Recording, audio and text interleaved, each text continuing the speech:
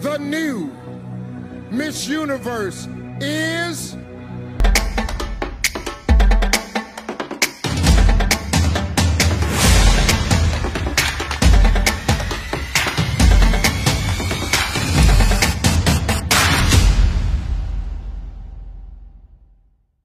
In some countries, sport is like the national pastime.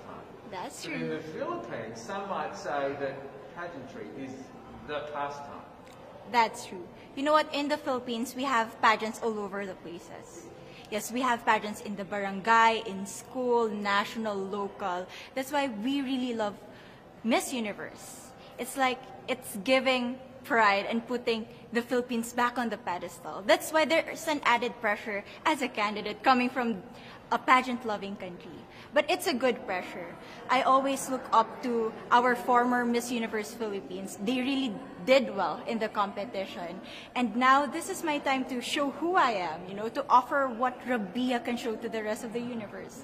So I'm very happy, and at the same time, I'm excited to make all my kababayans proud, and hopefully I do. You know, when I was a young girl, I used to watch Miss Universe on the television, and I thought, it's so far, it's so big, I can never get there. But to actually be here right now, knowing that in just a couple of days I'll be on that stage, whew, I'm just so incredibly happy, and to be representing for my home country, Thailand. I'm in awe, I'm in shock, and it's the best feeling in the world. I'm so blessed to be here. And I cannot wait to be on that stage and really perform and make my country proud. Why do you think it is that the Philippines love pageants? They have appreciation for beauty. We do love pageant because we used to think that we wanted to be included in the world, you know. I have to be honest, in the Philippines, my skin color used to be not the standard of beauty. I was obsessed whitening my skin because these are the kinds of beauty queen we see on the mainstream. But things were different now. That's why I'm very proud to be a morena. In the Philippines, we call it morena. It's brown skin girl. And to be able to represent, you know, my color, my identity as a true Filipina. Well, first of all, congratulations. How does it feel to be here? Thank you. It feels amazing. I cannot believe that I'm here. You know, with the COVID situation, I'm so glad that we're all here and that there's so many girls that are able to be a part of this competition. And what it makes me realize is that the world isn't that big. When you see all the girls in the auditorium together from different countries, and everyone is so nice and so lovely, they're so warm. And I can't wait to get to know everyone. And also it's so unique to see that everyone was born into such different cultures, different languages, but we're all here together to tell our stories. Tell me about your journey to being crowned Miss Philippines. You know, in a world that, in a country I should say, that loves pageants. That must have been a very intense process. Tell me about, you know, your journey to being Miss Philippines. Well, my journey was crazy. You know what? I started to be a dark horse. Nobody noticed me. Nobody knows I was in the competition up until the preliminary and the coronation night. And when I won, I received different comments. Of course, there were people who didn't expect me to do well, who think that I cheated. That's why I need to redeem myself in Miss Universe. I really need to do well in this competition. And the thing is, I love pressure. I love criticism. I get better every day with that. You tell me I cannot do that, I turn to you and I'm going to say that, no, I can do it for myself. Good for you. And tell me about your journey, your road to getting here, you know. Just I know you obviously was Thailand, but the physical journey to get here, did you just hop on a plane and get here and it was that easy or no? Oh my goodness. Well, Thailand is very far away. That's one thing. And I really had to, it wasn't a struggle to get the visa, but it was a long process. And when I got the visa, I was very excited.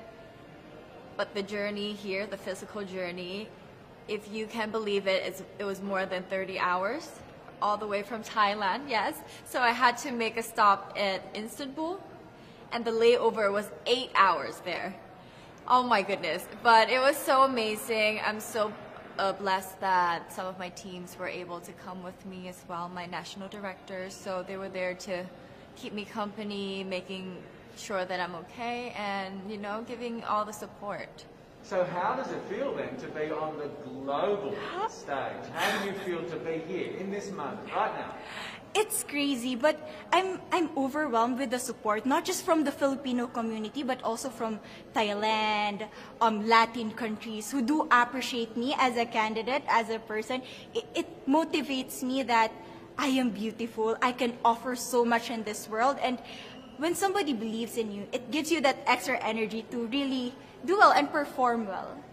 And in a world of COVID where you can't have family and friends, you know, come with you potentially, Yes. how important is that support here on the ground? How important is it to know that, you know, people at home are behind you?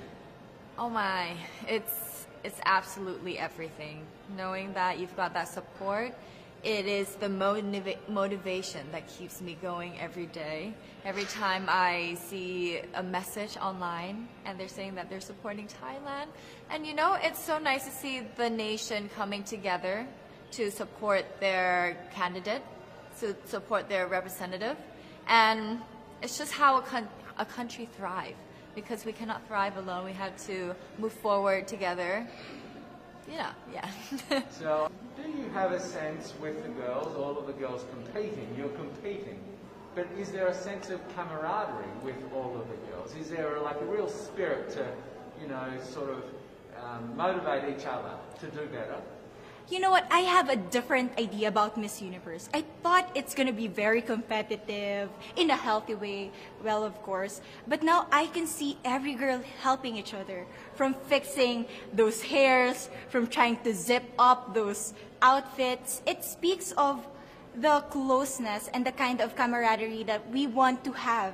The goal of Miss Universe is not just to crown one girl, but also to build a genuine and long-lasting friendships among us. I believe, though, that there are some super fans that did make it here. Can you tell me about those super fans that are just out there? Oh, they are so amazing. Every time I come down, they would be screaming, Thailand, Thailand, Thailand. We came down here at 7:30 in the morning and they're already there. I think they're camping out there. But they've been so supportive, and I actually know quite a few of them. Some of them are big YouTubers in Thailand and flew all the way here just for the competition. But, you know, pageantry is so big in my home country, and it's almost like a national sport. So the whole country gets behind it. They're very supportive, you know, and they're just right behind you. And I just want to say thank you to them for being here. I know that not a lot of people were able to be here, but I want to say thank you, because every time I walk down and I hear Thailand, it makes me smile. It puts a smile on my face, and it makes me want to make my day better. I want to go better, and I want to go in with 100% to do whatever it takes. Wonderful. Would you say within the Miss Universe world, the contestants, is there a sisterhood? Are you sisters? There is sisterhood. I can say I was able to talk to different representatives from different backgrounds, different cultures. And despite our differences, there's so much to be highlighted in what binds us together. And that is because we want to empower women. We want to have our advocacies. We want to speak for the things that we love. And that's a celebration of women and the beauty that we have. One last question, a couple of last questions. How has it been on the ground? How has, you know, the week sort of been unfolding? What is your day-to-day like? Give your fans at home and give our viewers a sense of what it's like. What is it like here? It is incredible. It's an incredible journey to have been able to meet all of the girls, because you know, when you know of each other online and you've been messaging, you're on WhatsApp, there's a WhatsApp group, you've been talking, but then to actually come here and meet them in reality, it's just a whole different feeling. And it's just so nice to get to know them better and to know their stories, because each of them are so inspiring and they're so empowering, and they have different stories that make them the woman that they are today. And I think it's just unique to get to know them. So coming out of this week, obviously you would love to be crowned Miss Universe. Of course. And that would be wonderful, of course, for any of you. But what else will you take out of this week? What do you think you'll feel at the end of this week, regardless of the result? How will you be a different person? It's the growth and the development that I was able to have during preparing for this journey. I will be honest, there was a moment that I lost my identity because I was put under pressure. I was in that position in which I feel like I'm not good enough. I'm not a good representative of my country, but I was able to bounce back stronger. And if I was able to do that for Miss Universe, I will be able to do that in life. That is my greatest takeaway from Miss Universe. Okay, so the Philippines have a huge amount of fans. Yes. I want you to give us a little bit of a message to the fans here and at home. But send a message. What would you say to all the fans in the Philippines? To all my fans from the Philippines and from all over the world, maraming salamat po. Thank you so much for loving me and for believing in me. It means a lot to somebody who is so naive in this industry, who has no idea how to become a beauty queen on the first day of my journey. But because of your love and support, I was able to be the woman that I am today. And regardless of the result, I may or I may not win the crown, but one thing is for sure, I'm gonna make you all proud.